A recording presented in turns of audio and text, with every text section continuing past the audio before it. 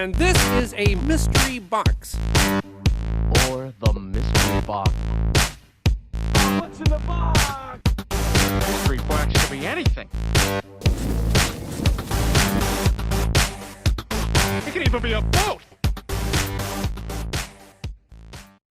Okay, so here's the deal. My dad collected comic books for over a decade. He needed to make room in his house, or my mom demanded more space in the house. So my sister Martha shipped his entire collection to me from Minnesota to Washington State.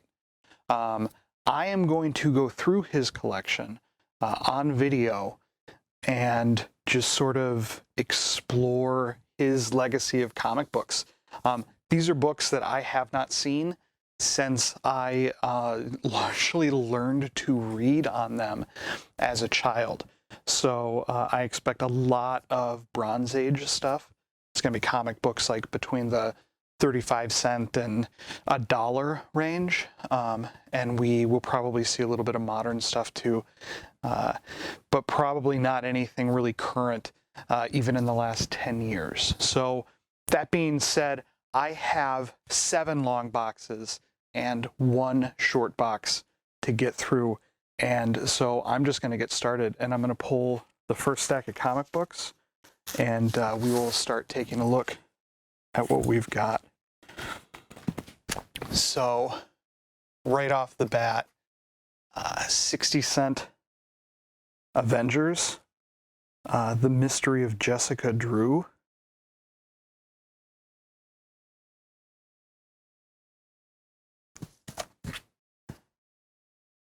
More Avengers. The Avengers were really weird back here. There's a lot of like cool sci-fi storylines.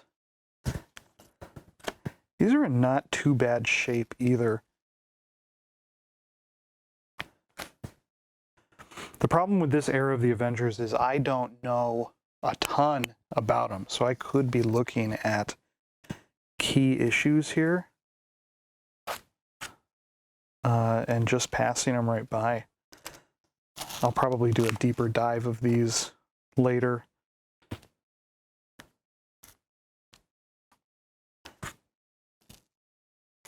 I liked a lot of these characters. Hercules was one of my favorite sort of Bronze Age Avengers.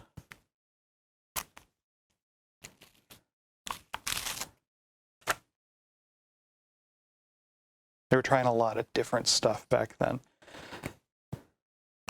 Avengers Annual. I like that. Here we have the Evolutionary War. This was a weird event. The big bad was the High Evolutionary. I never got to the end of that. This is not the Avengers. This is Badger #1. Capital Comic Books. I can't imagine for the life of me that that's worth anything. Oh, Batman. Okay. Jim Starlin. This is 10 Nights of the Beast. I wonder if we'll see the rest of these. 1 of 4, 3 of 4, 4 of 4. Let's go back to the box and see if we can find 2 of 4.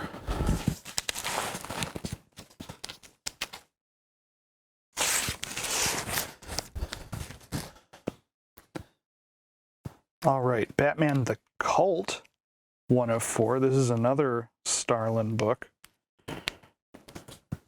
This is pretty hefty. I've never been a huge fan of Batman in the comic books, so I'm actually kind of excited to pull these aside and read them. I think these will be pretty interesting.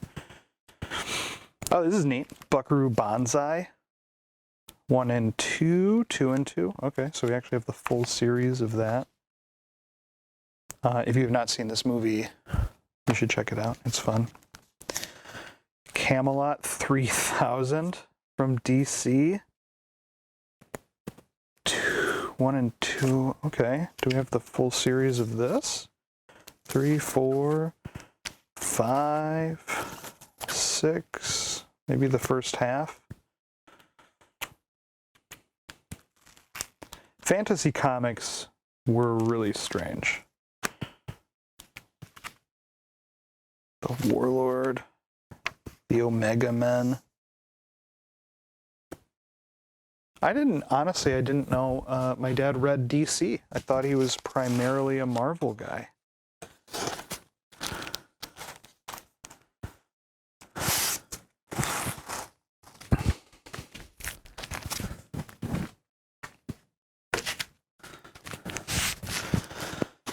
All right, more Warlord. Here's 7 of 12. Camelot 3000.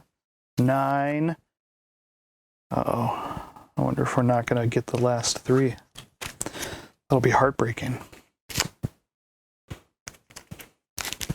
Okay, Captain America. These I'm really excited to see too, because I like Captain America a lot, but I really didn't read much of him back in the 60-cent era. But I mean, look at his bad guys. Attack of the Tumbler. Beware the Black Crow. Ultron and the Red Skull, they are not.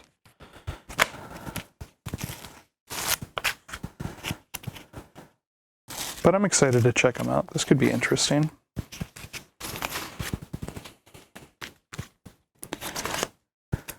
It's a lot of these.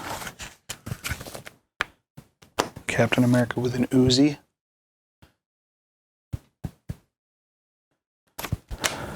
The 90s get a lot of flack for those kinds of covers, but they were around before then. More Captain America. Wonder how much of this we're going to see.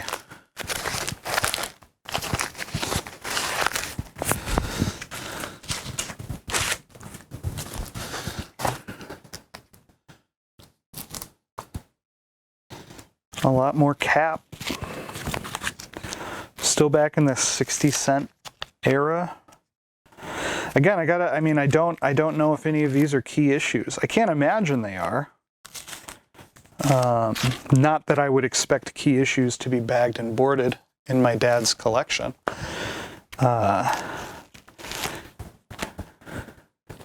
It's just that comic books, they were a lot of these issues were printed, so I don't know if we're going to get anything really key here.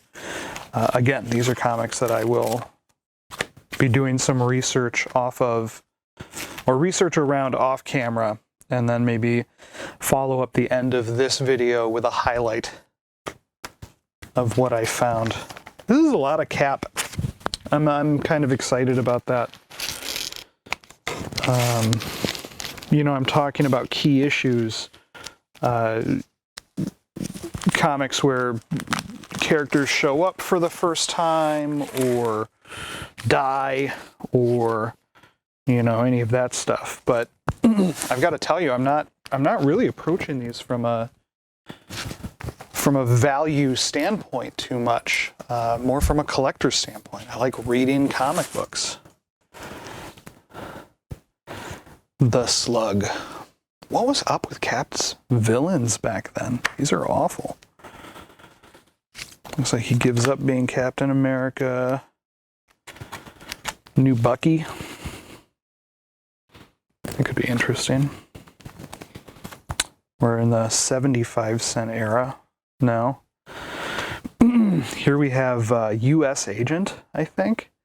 This is a character that should be making an appearance in the new Avengers or the new Captain, no, it's the Disney series, the Falcon and Winter Soldier. The government tries to replace Cap, but we all know you can't. Okay, the Micronauts. I remember these, but I never read them. Oh, this one's cool. Red Sonja. She was a counterpart to Conan the Barbarian. And more sword and sorcery hack and slash comics. Rom. Somerset Holmes. That's interesting. More Rom. Gumby's Summer Fun Special. Great. More Red Sonja. These don't have bags on them, which is great. I think this might be like just a reprint of old Flash comics. Not in great shape. And now we have some Spider-Man. This is great. Hawkeye. King Size X-Men. We're just seeing like a really eclectic collection of comic books now. X Factor, another Red Sonja #1. Now I hope that's worth money. I don't think it is.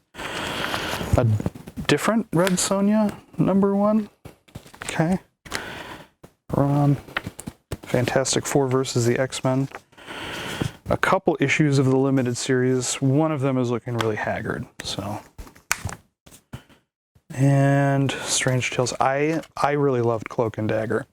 There is a series on, I want to say Netflix, that is Cloak and Dagger, and it's pretty good. I would check it out. I've always had a soft spot for those C and D list heroes. Cloak and Dagger are a lot of fun.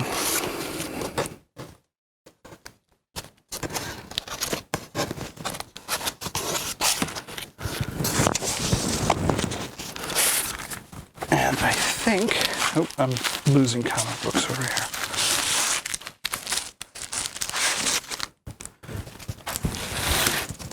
Jeez. Okay, looks like we've got more Cloak and Dagger and Doctor Strange.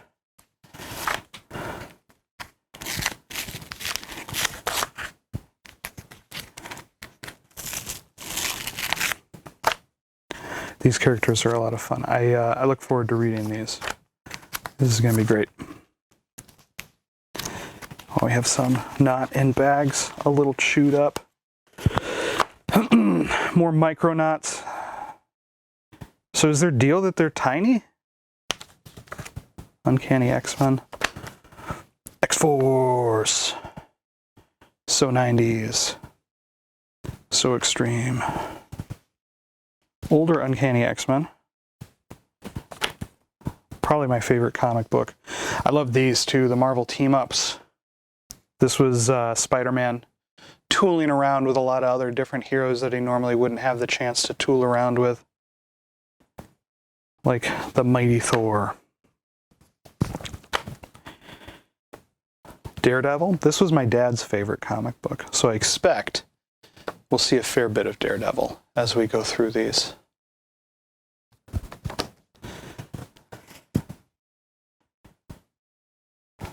Wolverine Saga, more X Factor. Marvel Tales featuring X-Men versus Spider-Man. And then some 90s X-Men. Actually, this one might be a key issue. This could be the first appearance of Omega Red. We will find out after the video in the comics. That is about the first third or so of this box. So I'm going to call it for this video. I'm going to turn off the camera and go do some research. And I will be back shortly with any books that are of note. So we'll talk to you then. Okay, everyone, I'm back. And what we're going to do now is talk about some of the comic books that I found, go over things like value and backstory and maybe a little bit of the story involved with them. First up and quickest, we're just going to talk about the Evolutionary War real quick. This is one of those big crossover events.